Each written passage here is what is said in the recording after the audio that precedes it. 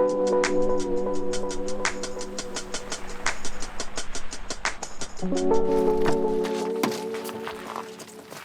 we're going to try and get a shot of the car going through the puddle.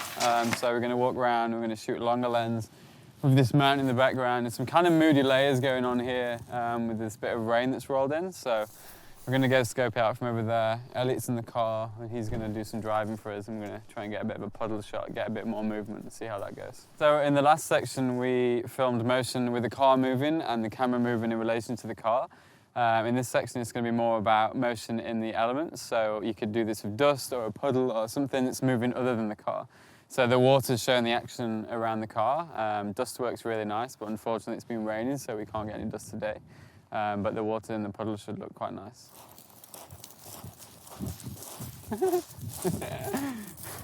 Yeah, I think I'm going to go a little bit further across because I kind of want to get the car lined up under this mountain. A bit more of a side profile. So, yeah, I'm going to head a bit further around and see how it looks over there.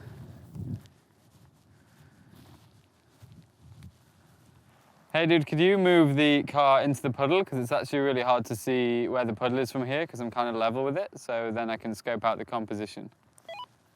Yeah, sure, man. Thanks. We could probably do two shots here. We could probably get a wider shot with the whole mountain in frame. The car's going to be really small, and then we could do a bit of a longer shot where it's going to be more about the car and the puddle, and then maybe they'll go together as a nice set of images, so we'll try that. But yeah, the reflections under the car here on the water looks really nice. It's kind of like this little bit of land going in between this kind of lake that joins the ocean. So yeah, that's really nice. So probably going to start with the 24-70. Just get a little bit of composition and see how it looks, and then we can decide what lens to shoot.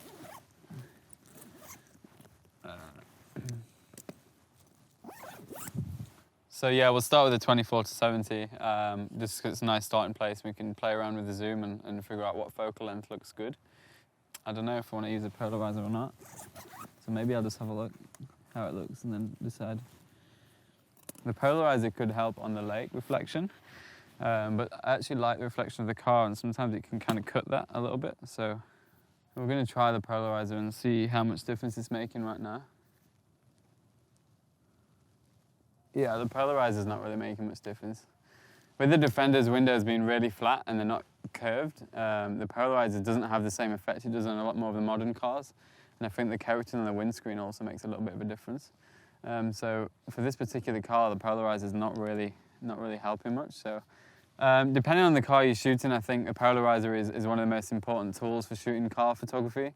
If you have a metallic paint where there's a lot of reflections, especially a dark color such as black, then a polarizer is absolutely key to all images for cars. But something like the Defender, which is white and it's a gloss paint, there is no reflection, so the polarizer is really not going to make much difference. But generally, polarizer is an absolute must for car photography. It makes a huge difference. So some little ripples have actually blown in the lake now, and the reflections aren't looking as strong, but we'll probably go with it anyway. Shooting just over 35, about 40 millimeters at the moment. Unlike the previous section where we were shooting a slow shutter with the motion of the car, we're actually going to go over a faster shutter rate for this one. So we're going to freeze the action of the water as it sprays up behind the car. So I'm going to start with 3/20th of a second and see how we get on there. And then Elliot doesn't need to be going too fast, so probably going to ask him to do around 20 kilometers an hour and see how that looks. And then we'll kind of make a judgment and then see how it's looking and whether if we can improve it. So we'll shout over to him now.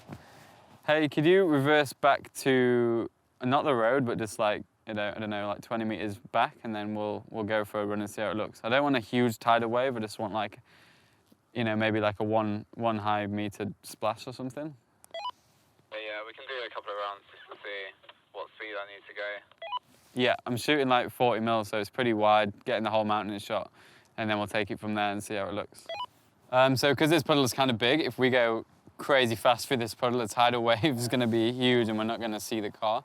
So we actually don't want him to go too fast. So we're going to go about 20k, hopefully just get a splash sort of door height so it looks like something going on, but it's not like he's driving through a monster river, basically. So let's try that out and see how it goes.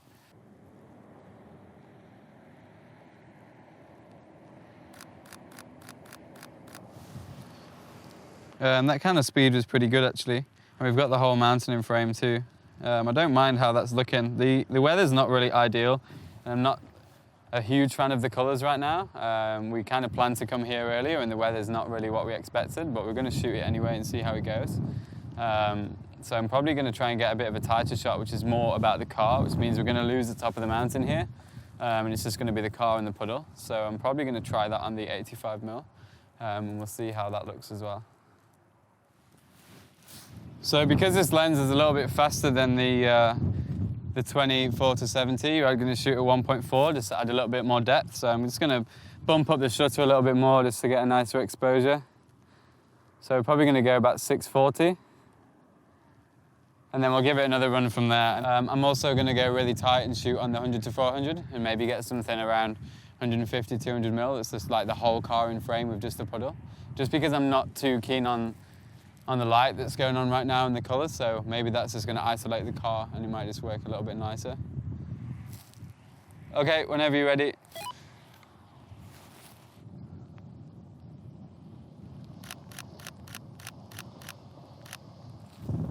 Okay, so I was not 100% stoked how that image turned out, but we're going to try on the longer lens and see if it works a little bit nicer. And then if it doesn't work out, we're probably going to head somewhere else and try a bit of a plan B. Everything we've just talked about is the same principles for if the light conditions were a little nicer. So it's just a case of how the weather looks and how the colours look and whether if you actually like it or not. Personally, I'm not really that too keen on these colours when it's in between the orange and the green. So I'd much rather try and keep it a little simpler this time of year in Iceland with just the blues and the blacks and the white Defender. So we may find something a little bit further down the road where we can look the other direction and try and avoid this sort of colour. I'm just going to shoot a longer lens shot really tight, so exactly the same again, but just give me a minute to set up. So for the longer lens, you're going to need a faster shutter speed. So I'm going to bump up the ISO quite a bit here. Going to go with a 400 ISO, 800th of a second shutter, and it's at 5.6 because we're shooting at 300mm, which basically the car fills the whole frame. It actually looks a lot nicer, tighter already, so we'll give this a go. And whenever you're ready.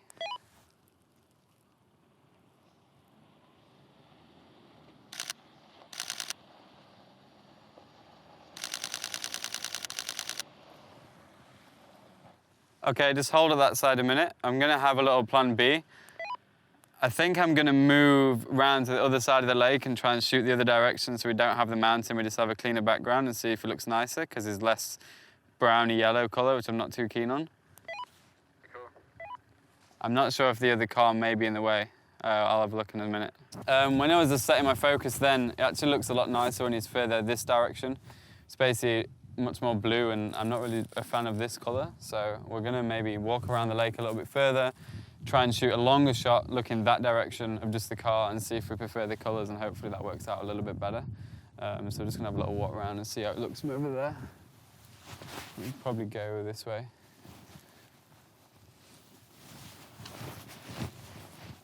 Hey, could you pull the car into the puddle again? Because once again, I can't really see where the puddle is from here. And then just park in there. Perfect, okay. Yeah, just stay there a second. I'm just gonna focus up and get some kind of composition and then we'll do another run. I much prefer it from here. Colors are way more simple. So I'm probably gonna shoot from here, I think. I quite like the little strip of grass we've got, so it's just the water, a little strip of grass, the car, and then the water, and there's loads of swans in the background too. We've got a little bit of light coming out now, which is hitting the side of the car, which is quite nice as well. So we're going to shoot quite long. I'm going to get a tight shot where it's just the car fills the whole frame, and then I'm going to get another shot a little bit further back where we can also see the top of this mountain, just so we've got a bit more reference to where we are. I'm kind of always looking for a series of images from a shoot rather than just a single image because I feel like it tells more of a story, it tells more what we're doing here, and it gives some reference to the location to the viewers, and it kind of like makes you feel like you're more there. Yeah, this is looking much nicer. It's really nice actually with the swans on the water behind. Yeah, now the sun's come out a little bit more. The windows are actually reflecting really bad, so I'm just going to try the polarizer one more time and just see if that cuts the reflections from the windows. I was kind of avoiding using the polarizer just because I only have an ND8 with me currently, just because I recently broke my polarizer.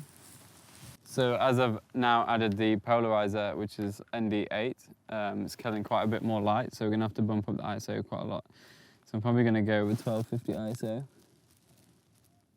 which is a little higher than I'd normally like, and I'd recommend just using a polarizer in a lower ISO, but unfortunately that's all we've got with us right now, so that's what's gonna have to do. I'm gonna tell Elliot to go and we'll do a run from here. So far I'm much preferring this frame and I much prefer the colours, so hopefully this is gonna look quite nice. Could we reverse 20 meters and then go for the puddle, please?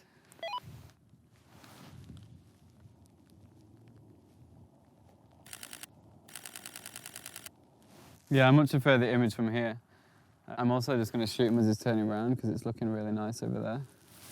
There's no puddle, but as a static shot, it's really quite nice. Could you pull forward a tiny bit and then stop, please?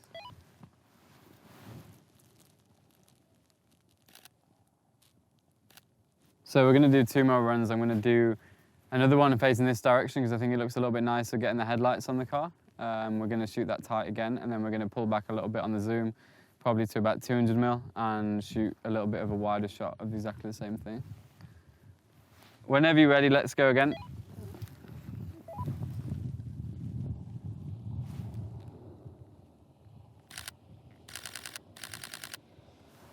So yeah, we're going to shoot this way again, but a little bit wider. It looks nice when he's traveling from the left of the frame to the right.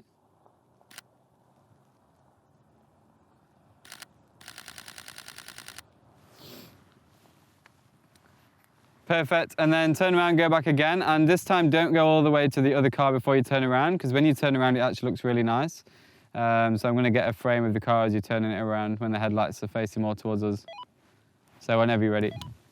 Yeah, this is looking much nicer. I'm definitely a lot happier how it's looking now. It's really quite simple.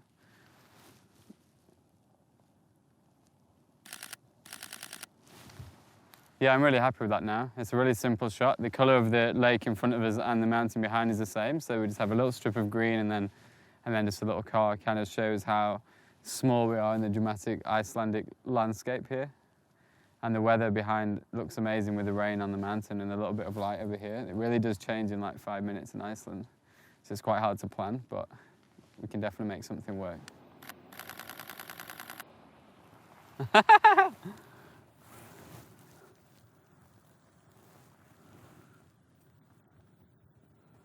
Yeah, so this was a prime example of coming up with a little bit of a concept, an idea, driving here. The weather wasn't what we planned. The shot didn't turn out as we planned. And it could be quite easy just to bail on the situation and go home. But if you're shooting for a client, you have to, figure something out, a plan B, like on the spot, pretty much. So we basically came around the lake. The weather changed a little bit, we weighed it out a tiny bit, and everything kind of worked out, and we actually got an image we're really happy with. So a lot of photography is figuring out a plan B on the spot and just making something work, even if the situation isn't ideal, the weather's not ideal. You can normally get something you're happy with if you just persevere and try other options. Okay, so now we're going to head back, and on the way here we actually scoped a little road with some nice leading lines with a mountain at the end, so we're hopefully going to grab a few shots on the way back with the long lens. But the weather's changing so much here, and literally the views can be different 10 minutes apart, so on the way back we may see something we didn't see on the way here, which we want to stop and shoot, and hopefully we'll grab a few more shots.